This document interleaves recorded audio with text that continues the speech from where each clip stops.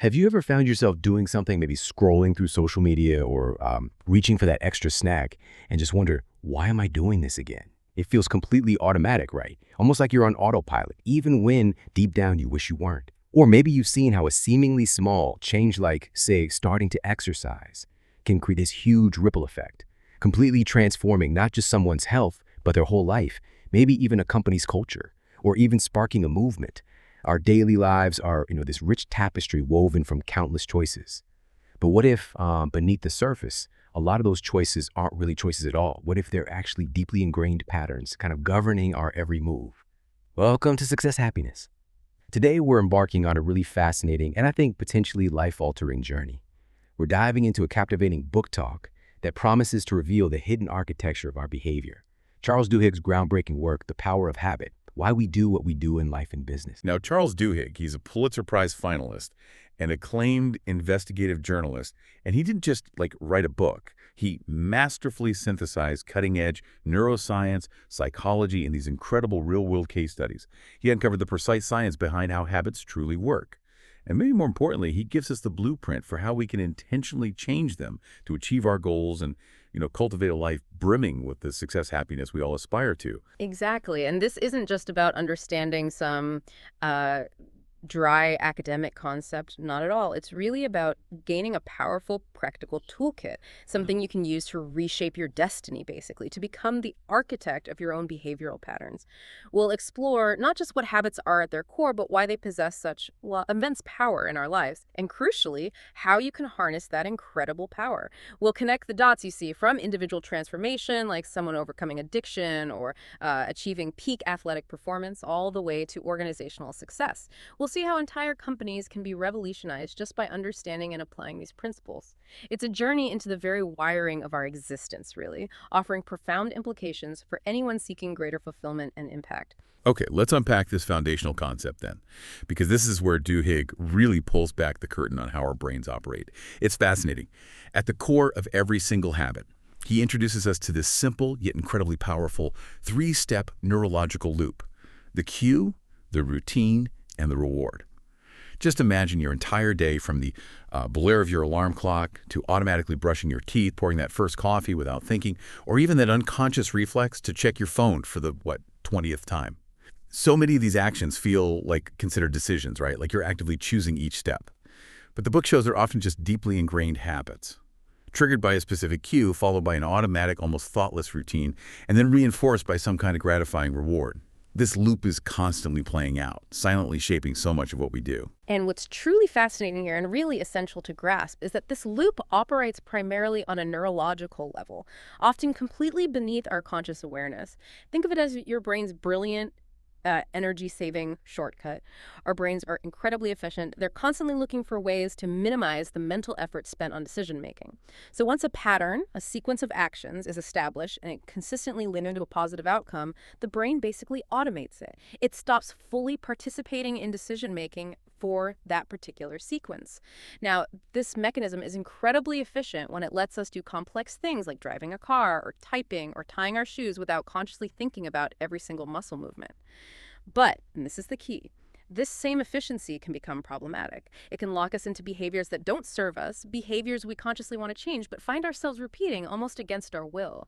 The key insight here isn't just that habits exist, but that they're predictable. And if they're predictable, well, they're hackable. To really understand the power of this unconscious loop, Duhigg opens the book with an incredible, almost unbelievable story. It really drives this point home. It's the profound case of Eugene Pauly. Back in 1993, due to severe brain damage from viral encephalitis, Eugene lost the ability to form any new memories. But we're not talking about just being a bit forgetful. He couldn't remember what he had for breakfast an hour ago, or the names of his doctors, even moments after meeting them. Imagine that, living in a perpetual present. Yet, astonishingly, despite this devastating memory loss, Eugene could still learn and execute complex routines. It was unconscious learning in action, a real testament to the power of habit. For instance, if you asked him to draw a map of his neighborhood or point out the kitchen in his own home, he simply couldn't. No conscious recall. But if he was hungry, his caregiver saw this amazing thing happen. He'd stand up, walk directly into the kitchen, open a specific cabinet, and find a jar of nuts. Even though he didn't remember where the kitchen was or even what nuts were, he'd just go to the last place he found them. Similarly, he could walk around the block, his usual route, and return home safely. Sometimes he'd even bring back pine cones or a stray puppy, and he wouldn't remember the walk itself or the puppy he just found. It wasn't conscious recall. It was pure habit, operating completely outside his awareness. Which raises an absolutely critical question, doesn't it? How could Eugene learn new behaviors and do all these things when his conscious memory for new information was, well, virtually non-existent? The answer lies in the basal ganglia. Think of the basal ganglia as your brain's highly efficient but utterly unconscious autopilot system. It's this ancient golf ball-sized lump of tissue deep inside our brains. So fundamental, you find similar structures even in fish or reptiles.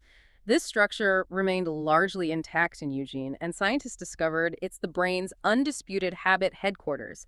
It literally stores habits even while the rest of the brain went to sleep, allowing us to perform countless actions automatically. This frees up our conscious brain, the CEO part, for more complex stuff like decision-making, problem-solving, creative thought. It's like having a dedicated personal assistant for all your repetitive tasks. It's truly mind-bending when you think about it. If someone with no conscious memory can form and rely on such powerful habits, imagine the immense untapped capacity you have. Imagine the potential to intentionally shape your routines for greater well-being, for greater achievement. It's a really empowering idea, suggesting our potential isn't just about conscious effort, it's hardwired into us. It underscores that even when our conscious mind is tired or falters, these deeper habit mechanisms can still drive us forward if, we've programmed them correctly. And the scientific validation for this concept, happening around the same time Eugene fell ill, is equally compelling. It gives us a clearer picture of the neurology. MIT researchers were doing these ingenious experiments with rats in a tea maze. They'd put a rat in the maze, and a click sound that was the cue would signal the opening of a partition. At the end of the maze, there was chocolate waiting, the reward. Initially, when a rat heard that click, its brain, especially the basal ganglia, worked furiously. It explored everything, sniffing corners, scratching walls, processing every scent and sound, almost like it was consciously analyzing, deciding where to go. But as the rats repeated the maze, something remarkable happened. The overall brain activity dropped dramatically. The rats ran faster, more directly, less hesitation. Their brains now only spiked with activity right at the cue, the click, and right at the reward, the chocolate. The routine itself, running straight, turning left, eating chocolate, became what the scientists called chunked behavior. This chunking is basically your brain packaging a sequence of actions into a single automatic unit, like a computer macro. It's incredibly efficient because your brain doesn't have to deliberate over each step anymore. This is exactly how our brains create shortcuts for complex things like learning an instrument or driving a car. It allows us to handle intricate actions with minimal conscious effort. The basal ganglia takes over, creates this automatic response, freeing up our higher cognitive functions. It's fundamental to how we learn and automate our lives. Okay, so we've got the habit loop, cue, routine, reward, solid foundation. But here's where it gets really interesting, because the book reveals this crucial, often overlooked element. It doesn't just enable the habit, it truly powers it, locks it into place with incredible force. And that element is the craving. It's not just the reward itself that matters in the long run. It's the anticipation of that reward, that deep-seated neurological urge. That's what really drives our actions and embeds a habit firmly in our brains. It's like the engine that keeps the loop spinning, often whether we consciously want it to or not. Exactly. And if we connect this to the bigger picture, it profoundly explains why we persist in certain behaviors, even when the logical payoff seems small or maybe even harmful in the long run. That craving, that potent anticipation, is just an incredibly powerful force in our neurology, often way more powerful than logic or rational thought. It creates this future state of satisfaction, this dopamine-fueled yearning that our brain actively seeks out. That yearning is what keeps the habit loop spinning, making us repeat behaviors almost compulsively. It highlights that the emotional, the anticipatory aspects are just as critical, maybe even more critical, than the actual reward for locking in a habit. Let's look at a brilliant historical example of this in action. Claude Hopkins, an advertising genius, early 20th century. He was tasked with selling Pepsodent toothpaste back when, honestly, hardly anyone brushed their teeth regularly. It just wasn't a thing. And he couldn't just focus on cavity protection because, well, frankly, most toothpaste back then, including Pepsodent, were chemically kind of worthless for that.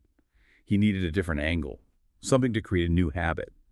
Hopkins' brilliance was in identifying this universal yet totally overlooked cue, tooth film.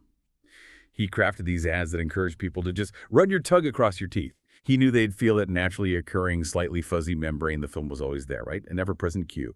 The advertised reward was beautiful, satin-smooth teeth. a prettier smile. But here's the secret sauce, the real driver. It was the specific ingredients Hopkins added to Pepsodent. They created this cool tingling sensation in the mouth. People started to crave that tingling feeling. They began equating it with cleanliness, even though the tingle itself didn't actually clean anything.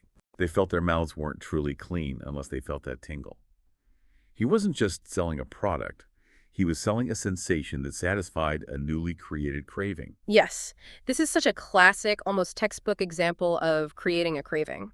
By associating a new, distinct sensation with a desired outcome, cleanliness, other toothpaste brands, they eventually caught on and copied it, adding similar oils and chemicals to get that familiar tingle.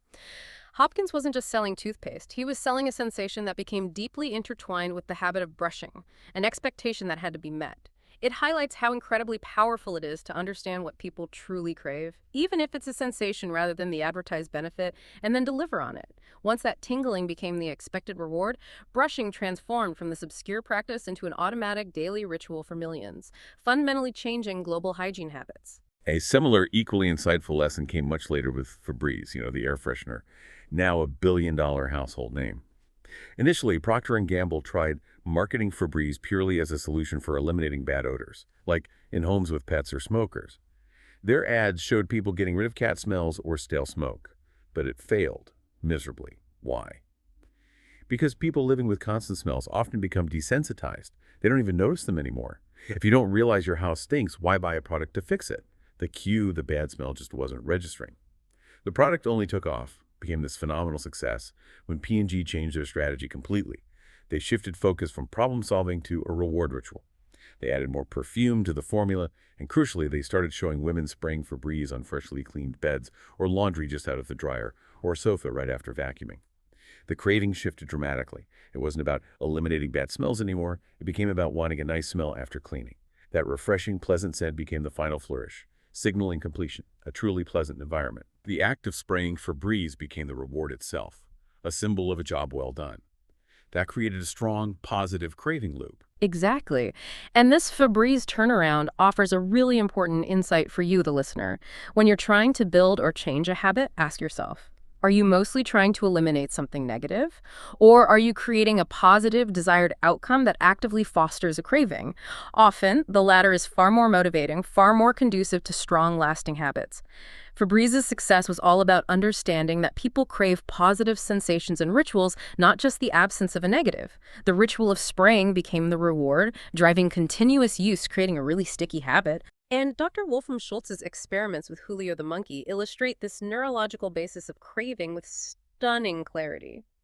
When Julio was cued a light flash to pull a lever for blackberry juice, Schultz's probes measured his brain activity. They didn't just register pleasure when the juice arrived. Over time, as the habit formed, Julio's brain started anticipating the reward. There was a significant spike in pleasure response, specifically dopamine, the instant he saw the cue, even before the juice appeared.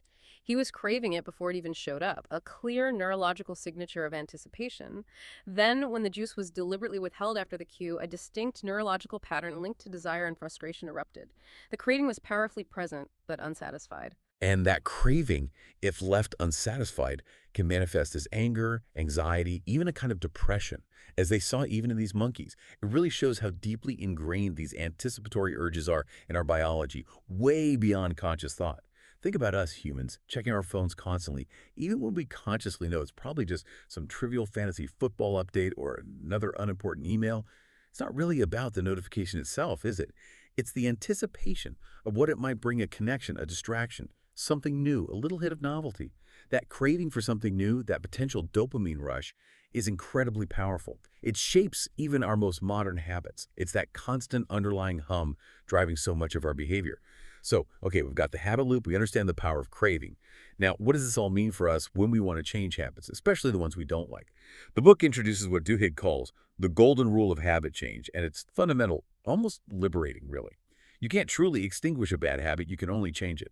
The key isn't to fight the existing pathway, but to redirect it. You keep the same cue, you provide the same reward, but you deliberately insert a new routine into that loop. You're not deleting the program. You're just rewriting a specific line of code. Exactly. And this is a crucial insight precisely because it acknowledges how, well, neurologically efficient and stubborn habits are. It means you're not fighting your brain's natural mechanisms, you're leveraging them smartly. The basal ganglia is going to trigger a routine when it sees that familiar cue and expects that reward. It's what it does. The genius of the golden rule is that it gives your brain a new, more beneficial path to get that desired reward when triggered by the cue. Rather than trying to just delete the whole circuit, which is often, frankly, impossible, you replace the old routine with a new, more constructive one. This also gives you a sense of agency, doesn't it? Knowing you don't have to struggle endlessly to stop something, but just focus on replacing it, that can be incredibly motivating. Let's look at a powerful large-scale application. Tony Dungy and the Tampa Bay Buccaneers, remember them? They were famously called America's Orange Doormat because they were just bad for a long time, easy to beat. They had this deeply ingrained habit of losing, of making mistakes under pressure, collapsing in key moments. It wasn't just individuals, it was systemic, a culture, a habit of failure. Dungy's strategy was brilliant in its simplicity and his deep understanding of habit. He didn't overhaul everything or introduce tons of complex new plays, no. Instead, he implemented a few simple, repeatable plays and drilled his players relentlessly on those fundamentals, over and over. The cue, like the opposing team's formation, the down and distance, the clock winding down, the reward victory, satisfaction, the crowd roaring, those stayed the same. But the routine, the specific actions players took in response to the cue, was simplified, clarified, and ingrained through endless repetition until it was totally automatic. At first, yeah, players struggled. They thought too much, second-guessed themselves, tried to overcomplicate things. Old habits die hard. But slowly, through Dungy's patient, consistent training, the patterns became so familiar, so deeply ingrained, they just unfolded automatically. We hear about players like Reagan Upshaw and John Lynch making these huge game-changing plays, interceptions, forced fumbles, shutting down opponents, not because they consciously strategized in that split second, but because their defensive actions became automatic. The habit loop took over. This freed up their minds from overthinking, allowing for incredible speed, precision, intuition. That shift from conscious thought to automatic execution. It transformed them from losers into champions, eventually leading the Bucs to a Super Bowl win, though Dungy had moved on by then, winning one with the Colts using similar principles. It showed changing a culture of losing was about changing collective habits. Right. And the book explores how organizations, even ones that started with, quote, almost no grounding in science, like Alcoholics Anonymous, effectively operate as a giant machine for changing habit loops. For people like Bill Wilson, the founder, and countless others, AA provided new routines, attending meetings, connecting with a sponsor, community support, structured reflection.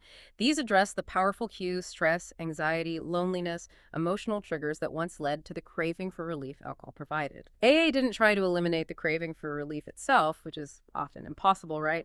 But it redirected the response to that craving. It offered a new, healthy routine to achieve a similar emotional reward. Calm, connection, maybe control. Another really compelling example, more personal, is Mandy. She suffered from severe, compulsive nail biting since she was a kid, caused her real physical and emotional distress. Her therapist helped her meticulously identify the cue, usually a growing tension in her fingertips, often when studying, watching TV, or just feeling stressed, and the reward, a brief physical stimulation that felt like a kind of completeness or release. Instead of just trying to stop, which we know rarely works, Mandy learned a competing response through habit reversal therapy. Whenever she felt that tension, the cue, she'd immediately put her hands in her pockets or grip a pencil firmly. Then, to satisfy the underlying craving for physical stimulation, she'd rub her arm or maybe wrap her knuckles on a desk. The craving for stimulation was still there, but the routine changed completely, and it led to dramatic success, breaking her lifelong habit. It's a perfect example of deliberate substitution. However, and this is a really important point the book makes for a habit change to truly stick, especially when you're facing high stress or big life challenges, something more is often needed. And that something is belief. Belief that change is possible. And that belief, particularly in programs like AA, often emerges and gets solidified with the help of a group, a community. Committing to change as part of a collective where others share your struggles, offer empathy, provide support, it dramatically increases the odds of success. When people truly believe change is possible and they have a strong, consistent support system reinforcing that belief, the new habits become much more durable, more resilient against life's inevitable stresses.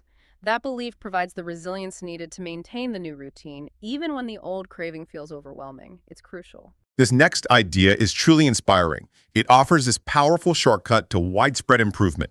Some habits aren't just about one action. They're what Duhigg calls keystone habits. These are powerful patterns that when you change them, they initiate this cascade of other positive transformations across your whole life or your family or even an organization.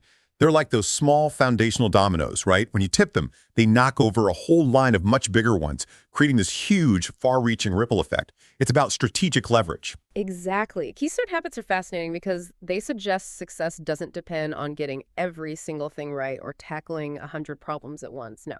Instead, it relies on identifying just a few key priorities that, when shifted, create this ripple effect across multiple areas. They influence how people work, eat, play, love, spend money, communicate, everything. By targeting just one keystone habit, you can achieve widespread, profound change with focused effort, impacting many other seemingly unrelated areas. What it really boils down to is leverage.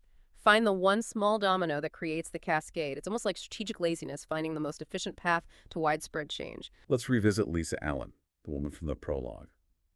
The scientists loved studying her because her life was such a clear example of habit change. Her decision in Cairo to quit smoking became her keystone habit. And it wasn't just casual. It came from this moment of profound sadness after her divorce, combined with this vivid image she had. She imagined herself on a desert expedition needing to survive. This one act of self-discipline, quitting smoking, was the catalyst for an amazing chain reaction. Over the next 6 months, the momentum from quitting smoking led to another positive change. She started jogging. Jogging, in turn, changed how she ate healthier choices.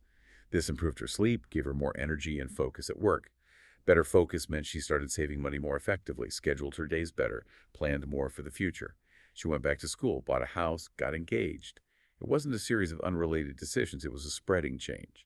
One good habit enabling another, this powerful positive feedback loop. One significant change, the keystone habit of self-control around smoking, radiated out, improving everything because it laid the groundwork for discipline and self-awareness elsewhere. Paul O'Neill's time as CEO of Alcoa gives us a powerful organizational example. When he took over the struggling aluminum giant back in '87, he shocked everyone, investors, analysts, everyone. At his very first meeting, he declared his sole focus, his only priority, would be worker safety. He even said he didn't care about profits. To Wall Street, this sounded completely irrelevant to the bottom line, almost absurd for a heavy manufacturing company dealing with inefficiency and labor issues. Many thought he was, frankly, crazy, but O'Neill understood that safety was a profound keystone habit. To genuinely reduce injuries, you couldn't just tell people, be safer. No. You had to meticulously analyze the entire manufacturing process, identify where things went wrong, why accidents happened. This meant educating workers on quality control, streamlining processes, making them safer and more efficient, and demanding honest, transparent communication about problems from everyone, top to bottom. As Alcoa's safety patterns shifted, other aspects of the company changed with startling speed. Unions, for instance, historically adversarial, surprisingly embraced productivity measurements because they help spot safety risks. This one keystone habit, prioritizing safety, led directly to reduced costs, dramatically higher quality, skyrocketing productivity. It proved, without a doubt, that focusing on safety made Alcoa the best, most streamlined aluminum company on Earth, achieving huge financial success because of its safety culture, not despite it. And in elite sports, where victory can be decided by hundredths of a second, even tiny advantages make a massive difference. Michael Phelps, the most decorated Olympian ever, he didn't get there just through raw talent, though obviously he had plenty of that. His coach, Bob Bowman, understood this implicitly. He didn't just train Phelps's body, he meticulously built Phelps's mental habits.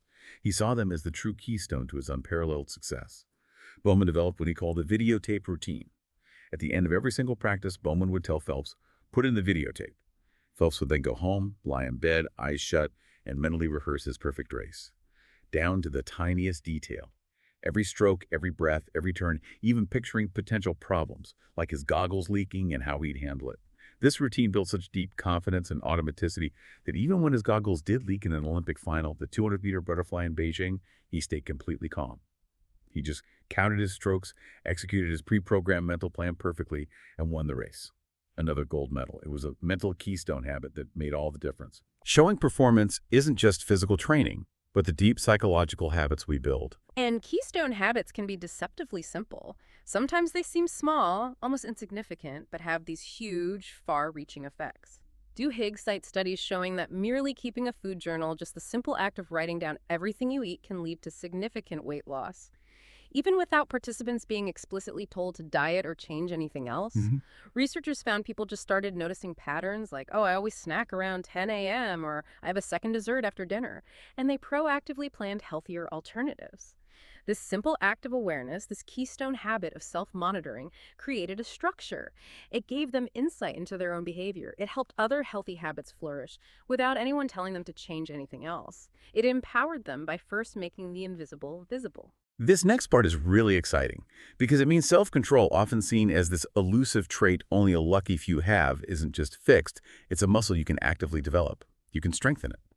The book dives into compelling research showing willpower is arguably the single most important habit for individual success, influencing everything from academics and careers to finances and health. And, maybe most importantly, it can become automatic, deeply ingrained with consistent practice. Yeah, Roy Baumeister and Mark Moravin's studies on this were brilliant. So simple, so effective. They put undergrads in a room with irresistible freshly baked chocolate chip cookies and separately a bowl of plain radishes. Okay. Then they divided the students. One group could eat the cookies. The other group, strictly instructed, eat only the radishes, ignore the cookies. So this latter group had to exert significant willpower, right, resisting those cookies. Afterwards, both groups were given the subsequent unsolvable puzzle task. The findings were stark. The students who had to eat radishes and ignore the cookies, the ones who used up their willpower, gave up significantly faster on the puzzle. It demonstrated very tangibly that willpower is indeed a finite resource. It can be depleted, just like a muscle gets tired after exercise. This depletion isn't just feeling tired, it's a measurable drop in mental energy affecting decisions, emotional regulation, everything. We basically have a limited willpower budget each day. But here's the incredibly good news, and where the hope really lies. Other experiments showed that when people consistently strengthen their willpower in just one area of their lives, like sticking to a regular exercise routine, or a disciplined money management program, or consistent study habits, that self-discipline spilled over into other seemingly unrelated areas. It was this fascinating ripple effect. They ate less junk food, smoked fewer cigarettes, drank less alcohol, were more productive at work and school.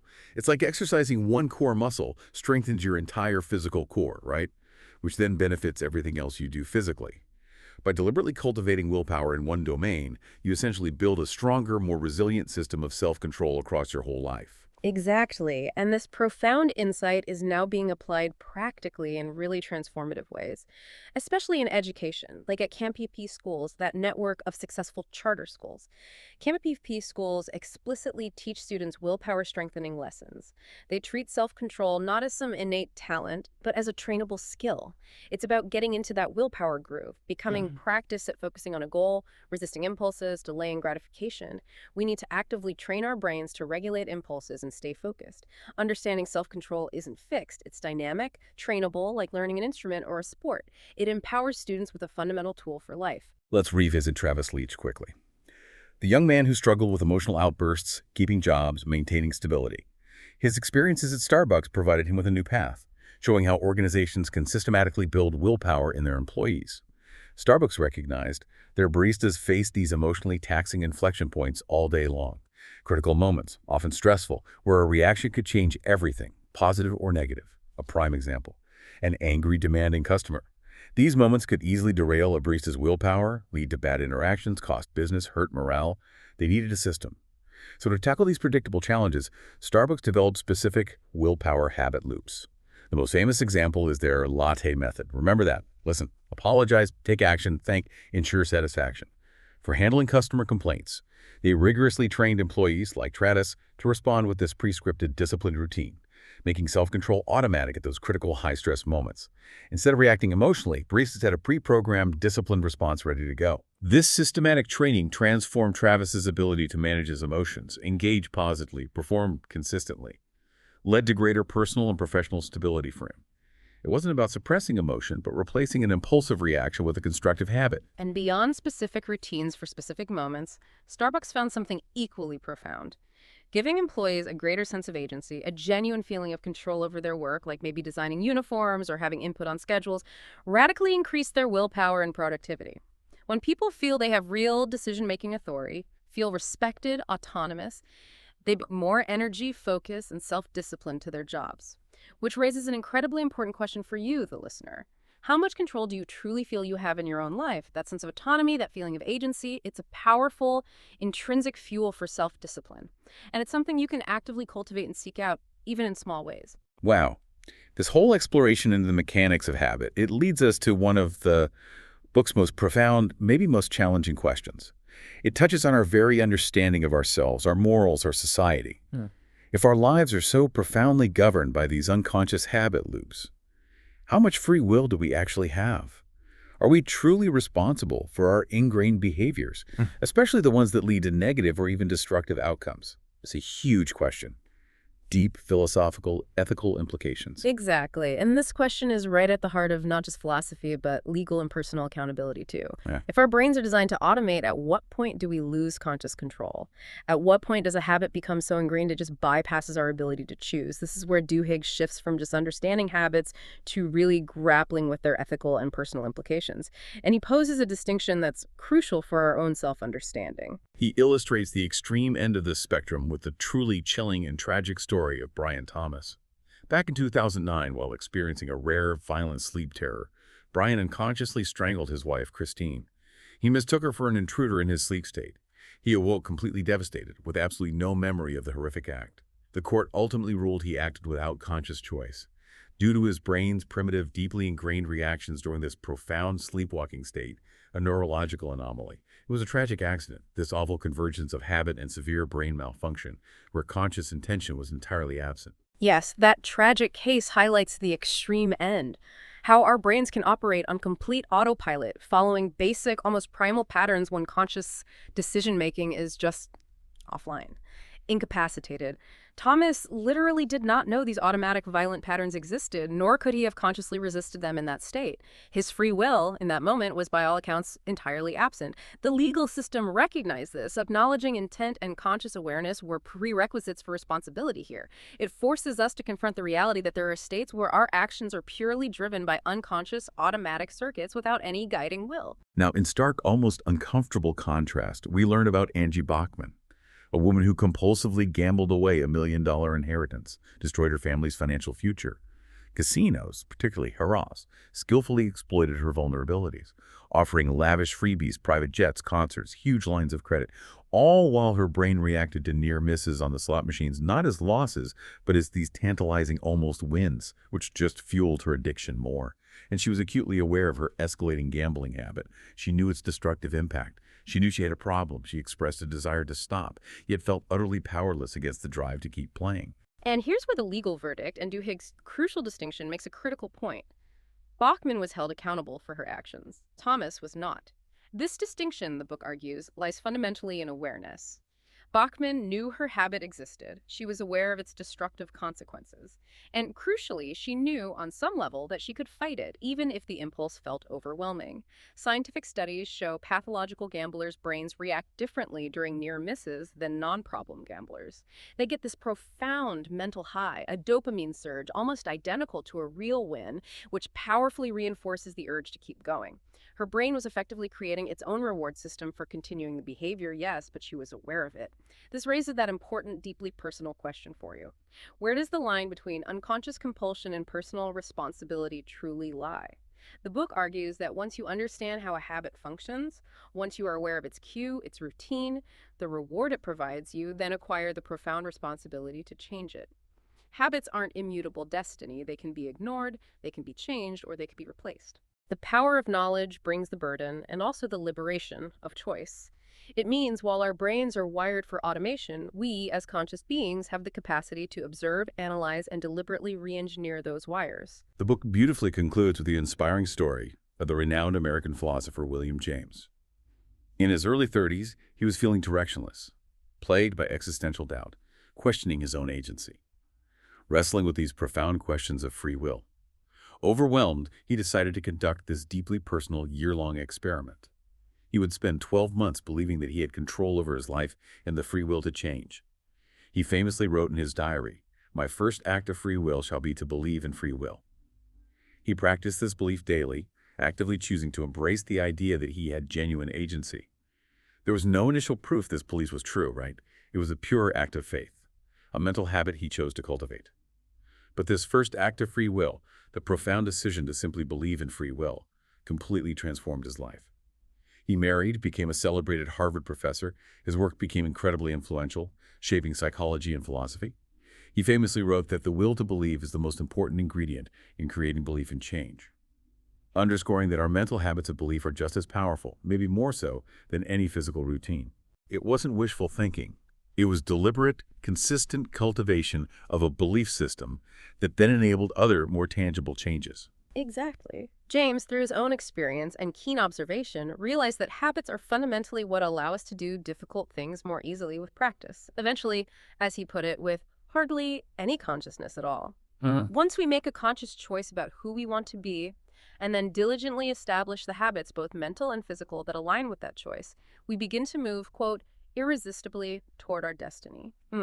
It's a profound statement on the power of intentional habit creation and the absolutely crucial role of belief in shaping our reality. It's not just about what you do, but what you habitually believe about what you can do, what's possible, and who you are destined to become. Our habits of thought about ourselves and our surroundings truly create the world we inhabit. Wow. What an incredible journey we've taken through Charles Duhigg's The Power of Habit. Just amazing stuff. We've uncovered that simple yet profound habit loop cue, routine, reward that governs so much of our behavior. We've seen how cravings drive our deepest urges, cementing our routines. Learned the incredibly powerful golden rule of habit change replace, don't eradicate. Understood the wide-reaching ripple effect of keystone habits. Learned that willpower is a muscle we can strengthen and make automatic. And grasp the profound responsibility and maybe liberation that comes with knowing we can choose our habits and therefore choose our destiny. That's right. And change might not be fast, and it certainly isn't always easy, let's be realistic. It requires conscious effort, deliberate practice. But with time, consistent effort, and a well-thought-out plan, almost any habit can be reshaped. That's the empowering message. Your success happiness journey, it begins with identifying just one routine you want to change, experimenting with different rewards to really understand what you truly crave, isolating that precise cue that triggers the habit, and then crucially, having a concrete plan, what psychologists call an implementation intention, to build the new habits that serve your highest aspirations. Remember, the journey of 1,000 miles starts with a single intentional step, or in this case, maybe a single rewired habit. Absolutely. If you've been inspired by this book talk and you want to continue exploring powerful ideas for personal growth, achievement, and of course unlocking your own success happiness, please be sure to subscribe to our channel. We've got so many more discussions and deep dives into transformative concepts and captivating talks waiting for you. We really love exploring these ideas with you. Until next time, keep cultivating those habits that lead to your absolute best life.